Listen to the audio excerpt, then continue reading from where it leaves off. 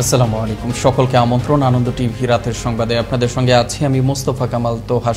নিয়মনীতিহীন আইপিটিভির বিরুদ্ধে অচিরে ব্যবস্থা নেওয়া হবে বলে জানিয়েছেন তথ্য ও সম্প্রচার মন্ত্রী ডক্টর হাসান মাহমুদ।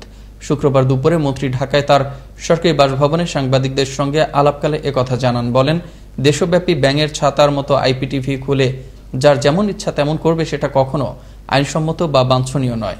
তবে ভালো আইপিটিভিগুলোর বিষয়ে সন্তোষজনক মন্তব্য করেন মন্ত্রী।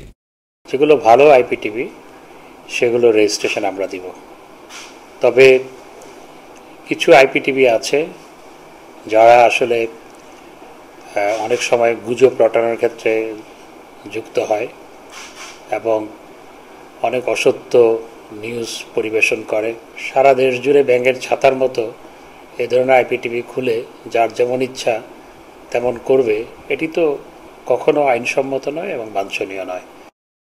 আওয়ামী লীগের মহিলা বিষয়ক উপকমিটির সদস্য পদ থেকে অব্যাহতি পাওয়া আলোচিত হেলেনা জাহাঙ্গীরের বিরুদ্ধে কয়েকটি মামলা দায়ের করা হবে বলে জানিয়েছেন র্যাবের মিডিয়া উইংয়ের পরিচালক কমান্ডার খন্দকার আলমঈন।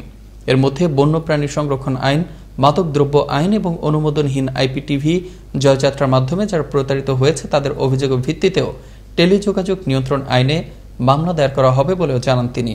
শুক্রবার বিকেলে র্যাব সদর দপ্তরে হেলেনা জাহাঙ্গীরকে নিয়ে এক ব্রিফিংকালে তিনি এসব তথ্য তুলে ধরেন। এ সময় হেলেনা জাহাঙ্গীরের বিরুদ্ধে সামাজিক যোগাযোগ মাধ্যম ব্যবহার করে রাষ্ট্রীয় গুরুত্বপূর্ণ ব্যক্তিবর্গের মানহানি ও সুনাম নষ্ট করার অভিযোগও আনেন র্যাবের এ কর্মকর্তা। ব্রিফিং শেষে হেলেনা জাহাঙ্গীরকে গুলশান থানায় হস্তান্তর করে র্যাব। আমরা তার বিরুদ্ধে মাদক নিয়ন্ত্রণ আইনে মামলা প্রক্রিয়াধীন, তার বিরুদ্ধে বন্য প্রাণী সংরক্ষণ আইনে মামলা প্রক্রিয়াধীন। যেহেতু তার বাসায় ক্যাঙ্গারু চামড়া পাওয়া গিয়েছে এবং যা কিনা বাংলাদেশে নেই, সো তার বিরুদ্ধে বিশেষ ক্ষমতা আইনে মামলা প্রক্রিয়াধীন।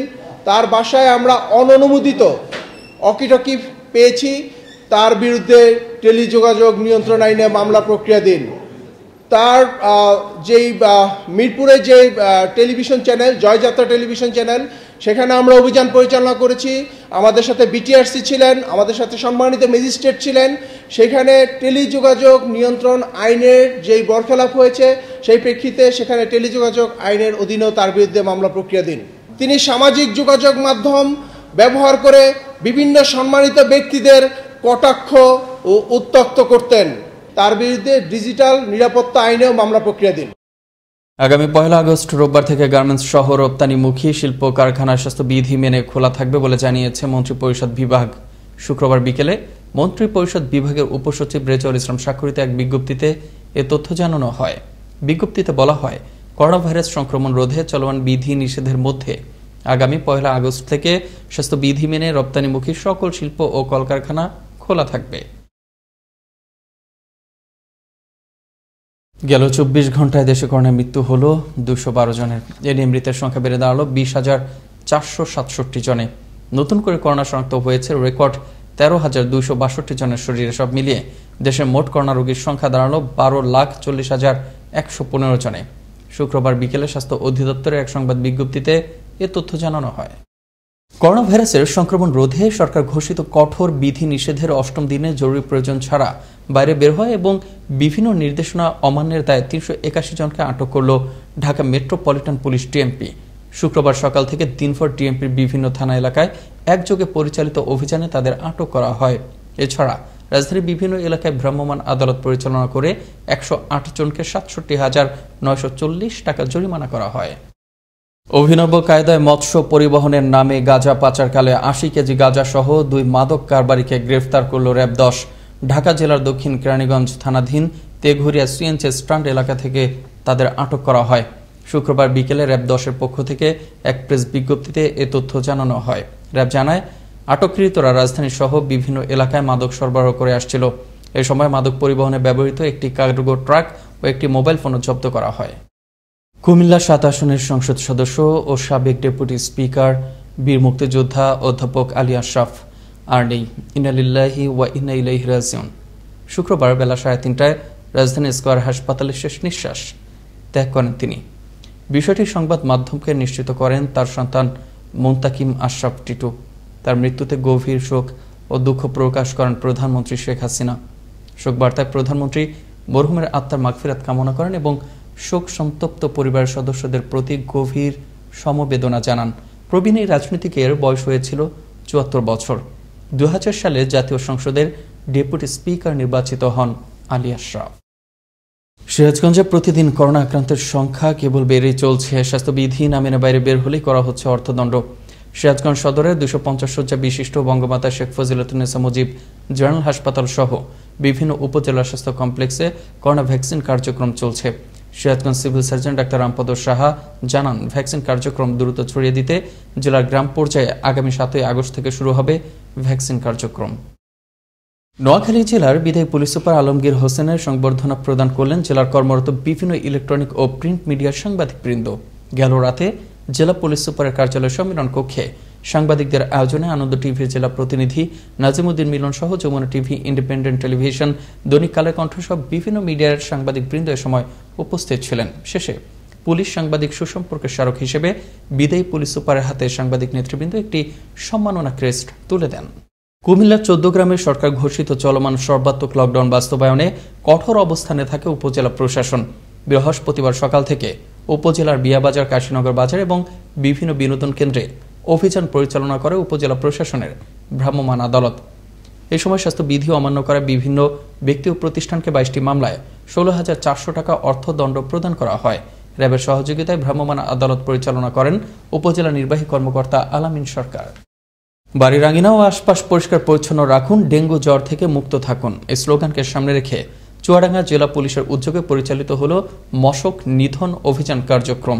শুক্রবার বেলা ১১টার দিকে থানা সদর চত্বরে এই পরিচ্ছন্ন কার্যক্রমের উদ্বোধন করেন জেলা পুলিশ সুপার জাহিদুল ইসলাম। এ সময় সদর থানার ভারপ্রাপ্ত কর্মকর্তা আবু জিহাদ ফখরুল আলম খান সহ জেলা পুলিশের পদস্থ কর্মকর্তাগণ উপস্থিত ছিলেন।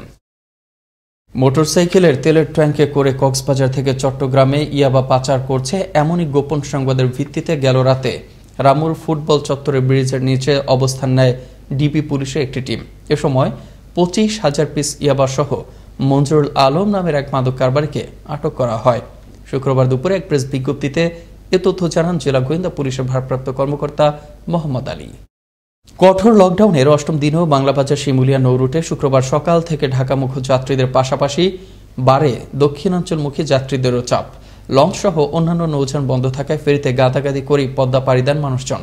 বর্তমানে ঘাটে ৬টি ফেরি চলাচল করছে বলে জানায় বিআইডব্লিউটিসি। এদিকে তীব্র স্রোতে পদ্মার পানি বৃদ্ধি পাওয়ায় স্বাভাবিকের চেয়ে ফেরি পারাপারে সময় লাগছে ২ থেকে ৩ গুণ বেশি। সিরাজগঞ্জের উল্লাপাড়ায় আধিপত্য বিস্তারকে কেন্দ্র করে দফায় দফায় সংঘর্ষের ঘটনায় এলাকা জুড়ে এখনও বিরাজ করছে আতঙ্ক। তবে পুলিশ বলছে এ ঘটনায় ৩ জনকে গ্রেফতার করে ইতোমধ্যেই পাঠানো হয়েছে জেল হাজতে। পরিস্থিতিও রয়েছে প্রশাসনিক নজরদারিতে। সিরাজগঞ্জ থেকে শিশির আলমের প্রতিবেদনে আরও জানাচ্ছেন তরিকুল ইসলাম। সিরাজগঞ্জের উল্লাপাড়া উপজেলার সলব ইউনিয়নের গোপীনাথপুর গ্রামে আধিপত্য বিস্তারকে কেন্দ্র করে দফায় দফায় সংঘর্ষের ঘটনা ঘটেছে। এলাকাবাসী জানায়, মিঠুগঙ্গের লোকজন দোকানপাট ভাঙচুর এবং বাড়িঘরেও হামলা চালায়। গোপীনাথপুর বাজারে সিদ্দিক হোসেনের মুদিখানা সহ একাধিক দোকান জোরপূর্বক দখল করার পায়তারা করছে তারা। অনেকগুলো দোকান ভাঙিয়ে ফেলাইছে, সেই সাথে আমার দোকানে ওষুধ এগুলো অনেক কিছু ছিল, সেই দোকান নেই যে পাগারের মধ্যে একবার ফালা দিছে। হ্যাঁ, 2 খেলো ফালাইছে, আরো যে 2 খেলা ছিল মনে করেন যে মাল সামানা আছিল সব ভাঙ্গা চিড়িয়া লুটপাট করে নিয়ে চলে আসে। অবৈধভাবে ক্ষমতা প্রয়োগ করে স্থানীয়দের নানাভাবে নির্যাতন করে আসছে মিঠুগং। এমন অভিযোগ করে ভুক্তভোগীরা জানান, প্রাণহানির আতঙ্কে দিন কাটাচ্ছে তারা। আমরা সারা রাত ঘুমাইতে পারি না, সারা রাত খালি এই বাড়ি থেকে এই বাড়ি কান্দা কাটি, আমাদের কোনো গতি নাই। রাত্রি 10টার দিকে আমি ওইখানে আগে গেছি, যা দেখি ওরা অনেক লোকজন নাটি ফালা নিয়ে এসে মনে হয় যে ভাঙচুর করতেছে। মামলার ভয়ে পলাতক থাকার কারণে মিঠুগংদের বক্তব্য নেওয়া সম্ভব হয়নি। খবর পেয়ে ঘটনাস্থল পরিদর্শন করে 3 আসামিকে গ্রেফতার করে সিরাজগঞ্জ জেল হাজতে প্রেরণ করা হয়েছে। বাকি আসামিদের আটকের প্রক্রিয়া চলছে বলে জানালেন পুলিশের এই কর্মকর্তা।